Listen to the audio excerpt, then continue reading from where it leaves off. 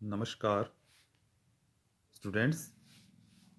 इस वीडियो में हम बीकॉम पार्ट फर्स्ट के एबीएसटी विषय के पेपर बिजनेस स्टैटिस्टिक्स यानी व्यवसायिक सांख्यिकी के टॉपिक स्टैटिस्टिकल एवरेजेस यानी सांख्यिकीय माध्य के बारे में पढ़ेंगे तथा साथ ही इसमें जो एवरेज है मध्य का यानी मीडियन उसके बारे में भी बात करेंगे।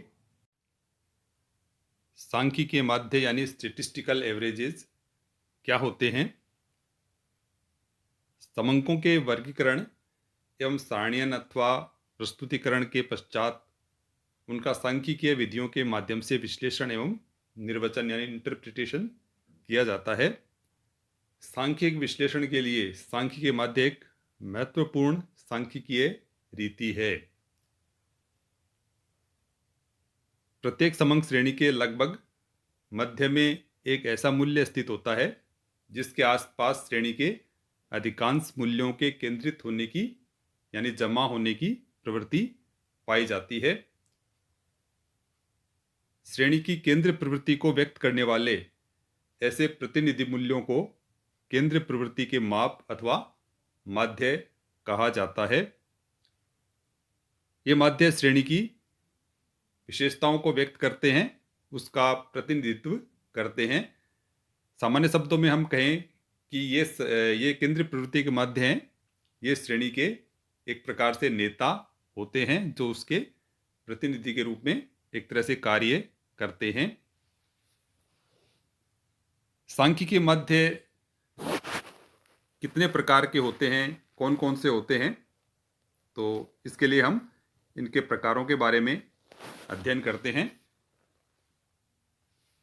माध्यों को उनकी गणना विशेषताओं के आधार पर 3 भागों में बांटा गया है। सबसे पहले है स्थिति संबंधी माध्य यानी पोजिशनल एवरेजेज, यानी सांख्यिकीय श्रेणी में इनकी जो स्थिति है कि ये सांख्यिक श्रेणी में कहाँ पर स्थित है उसके अनुसार इनको स्थिति संबंधी माध्य कहा गया है। दूसरा आता है गणितीय माध्य और तीसरा है व्यापारिक माध्य।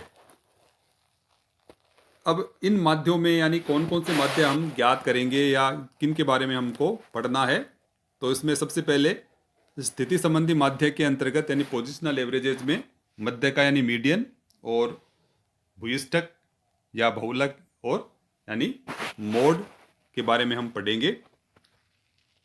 जो गणितीय माध्य है मैथमेटिकल एवरेजेज है उसके अंतर्गत समांतर माध्य यानी अर्थमेटिक मीन, गुणोत्तर माध्य ज्योमेट्रिक मीन और हरात्मक माध्य हार्मोनिक मीन के बारे में हम पढ़ेंगे। साथ ही इसमें वर्गीकरण माध्य भी है, क्वाड्रेटिक मीन भी इसमें आएगा। और जो व्यापारिक माध्य हैं उसमें चल माध्य यानी मूविंग एवरेज, प्रगामी माध्य यानी प्रोग्रेसिव एवरेज और संग्रथित माध्य यानी कंपोजिट एवरेजेस के बारे में हम पढ़ेंगे। इसके अंतर्गत मुख्य रूप से जो गणितीय और पोजिशनल एवरेजेज है यानी मैथमेटिकल और पोजिशनल एवरेजेज हैं उनका अधिक महत्व है सांख्यिकीय दृष्टिकोण से। और इसमें भी हम मुख्य रूप से मध्य का, बहुलक, अर्थमेटिक मीन यानी समांतर माध्य, गुणोत्तर माध्य और हरात्मक माध्य को महत्वपूर्ण मानते हैं। तो आगे हम इन सब के बारे में जानेंगे। सबसे पहले हम मध्यका के बारे में जानते हैं कि मध्यका यानी मीडियन क्या होता है। किसी सांख्यिकीय श्रेणी या समंक श्रेणी के मूल्यों को आरोही या अवरोही क्रम में व्यवस्थित करने पर श्रेणी के ठीक मध्य में या बीच में जो मूल्य आता है उसे मध्यका कहते हैं। यानी किसी सांख्यिक या समंक श्रेणी का ऐसा मूल्य जो श्रेणी के एकदम बीच में अवस्थित हो और वह श्रेणी को 2 समान भागों में बांट दे यानी 2 इक्वल पार्ट में उसको डिवाइड करता है, ऐसा मूल्य मध्य का यानी मीडियन कहलाता है। मूल्यों को आरोही या अवरोही क्रम में व्यवस्थित करने का अर्थ है कि आरोही क्रम यानी असेंडिंग ऑर्डर इसको कहेंगे हम। इसमें जो मूल्य है वो बढ़ते हुए क्रम में होंगे, जैसे 1 2 3 4 5 इस तरह से। और यदि श्रेणी का क्रम अवरोही है यानी डिसेंडिंग है, तो वो घटते हुए क्रम में श्रेणी होगी, जैसे 5 4 3 2 1 इस तरह से। तो किसी भी क्रम में, आरोही या अवरोही क्रम में, सबसे पहले हम समंक श्रेणी को व्यवस्थित करेंगे, उसके बाद जो मध्य का है उसकी गणना हम करेंगे।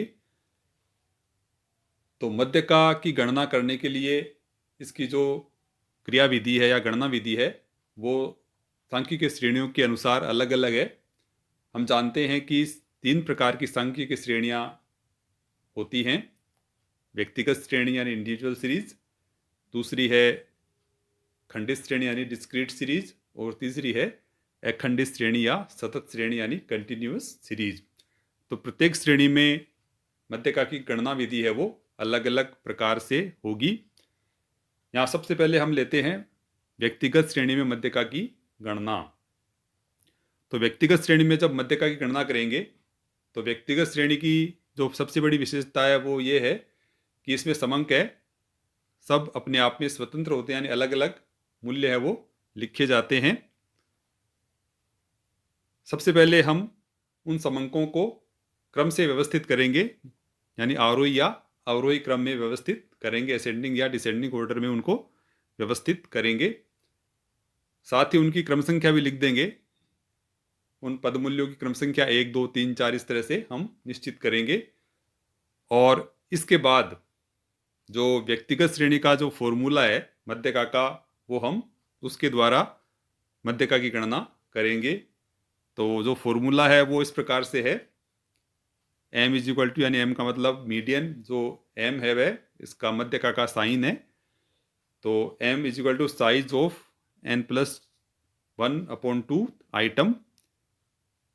तो यहाँ पर n+1/2 से जो फिगर या मूल्य प्राप्त होता है उस मूल्य को हम श्रेणी के क्रम में देखेंगे, यानी ये इस सूत्र से जो मूल्य या फिगर हमें प्राप्त होगा वह मध्यका का नंबर बताएगा, यानी जो श्रेणी है उसमें मध्यका किस नंबर पर है, किस क्रम संख्या में अवस्थित है। तो उस क्रम पर जो मूल्य होगा वह मध्यका का मूल्य कहलाएगा। n का मतलब यहाँ पर नंबर ऑफ आइटम्स है, यानी कुल पदों की संख्या, यानी श्रेणी में कुल पद या मद है वो कितने हैं, आइटम है वो कितने हैं। इसके लिए हम एक उदाहरण द्वारा इसको स्पष्ट करते हैं।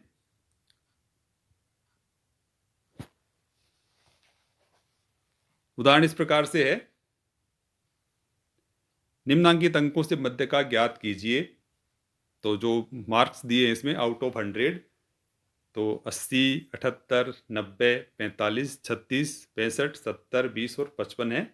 तो ये जो आंकड़े या समंक हैं इनको हम सबसे पहले क्रम से व्यवस्थित करेंगे।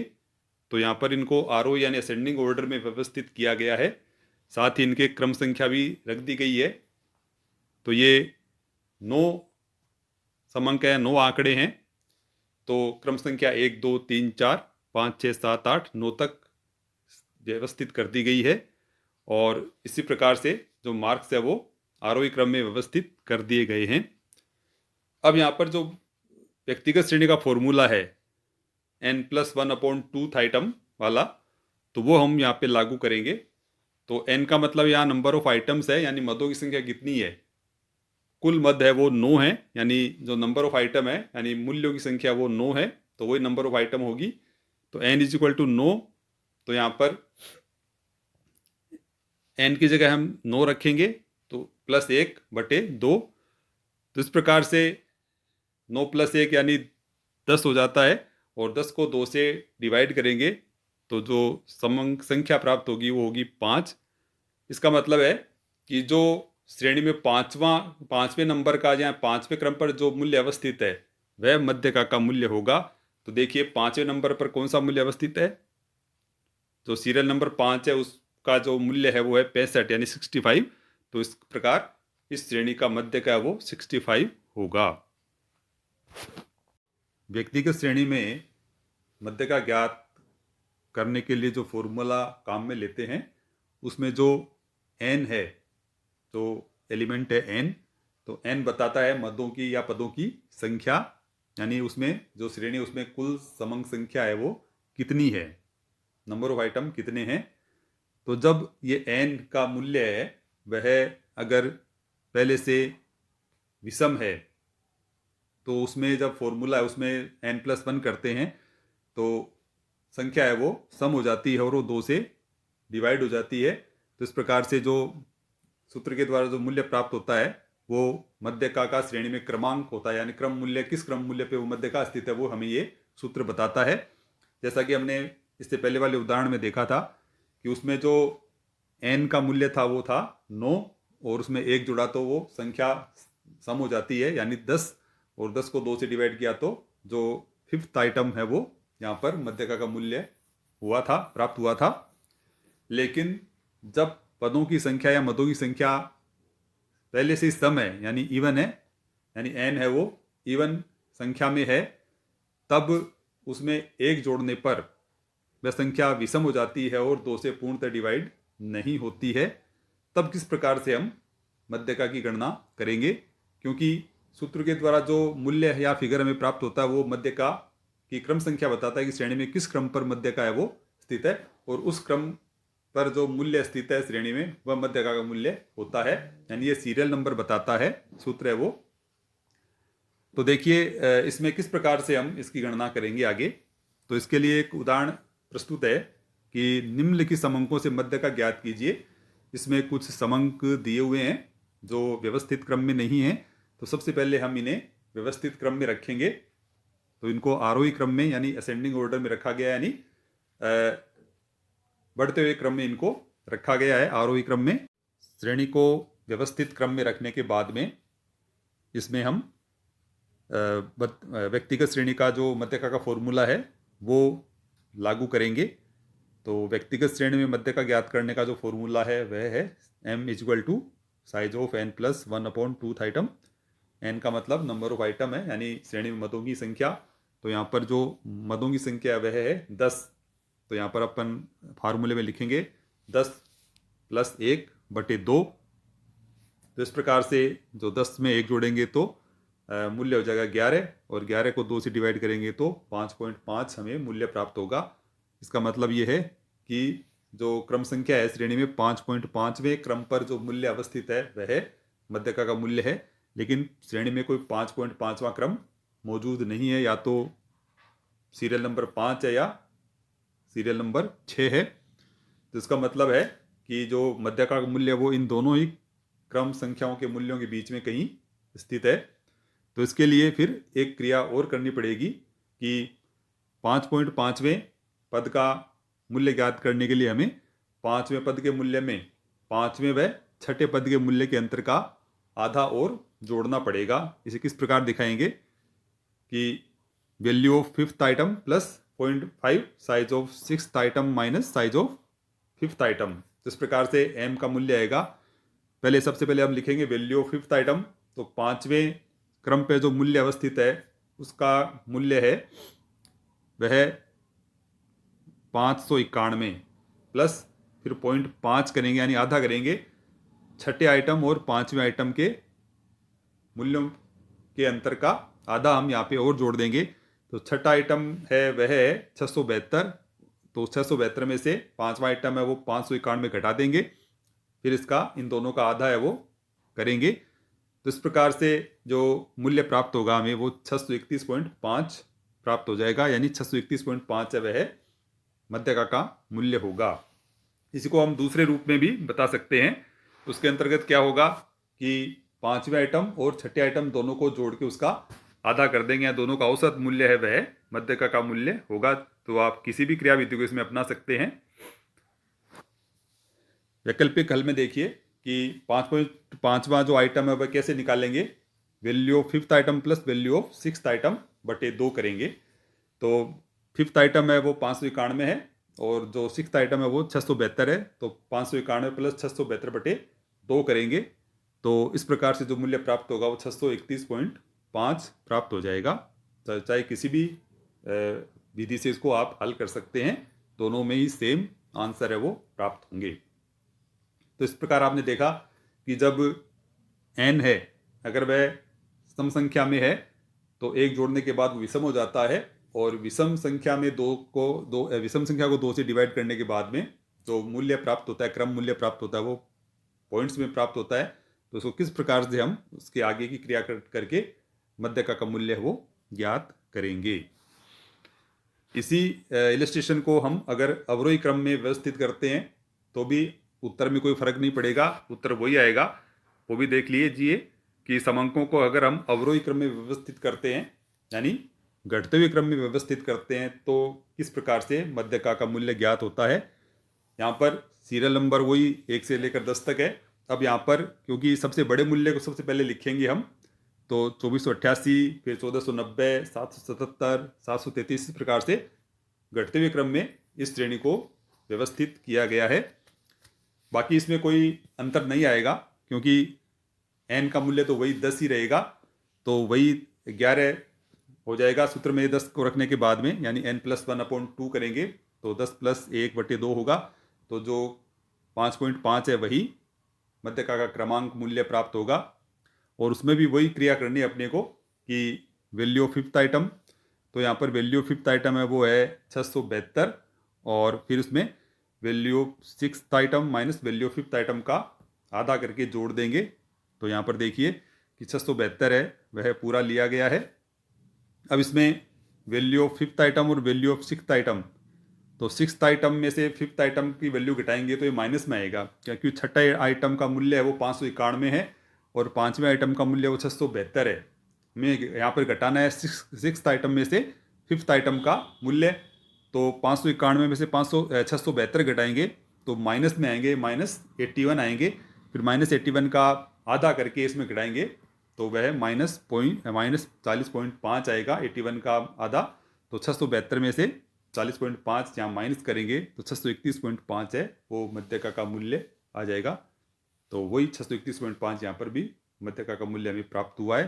तो श्रेणी को चाहे किसी भी क्रम में व्यवस्थित करें, आरोही क्रम में करें या अवरोही क्रम में करें, आंसर में कोई डिफरेंस नहीं होता है, सेम ही आंसर प्राप्त होता है। तो इस प्रकार आपने देखा कि जो व्यक्तिगत श्रेणी है उसमें मध्यका की गणना किस प्रकार से की जाती है। आगे हम अन्य वीडियो में भी इसी मध्यका के ऊपर ही बात करेंगे। तो अन्य श्रेणियाँ हैं, खंडित श्रेणी और अखंडित श्रेणी में मध्यका किस प्रकार से ज्ञात होगा, वो आगे हम अगले वीडियो में पढ़ेंगे इसके बारे में। धन्यवाद।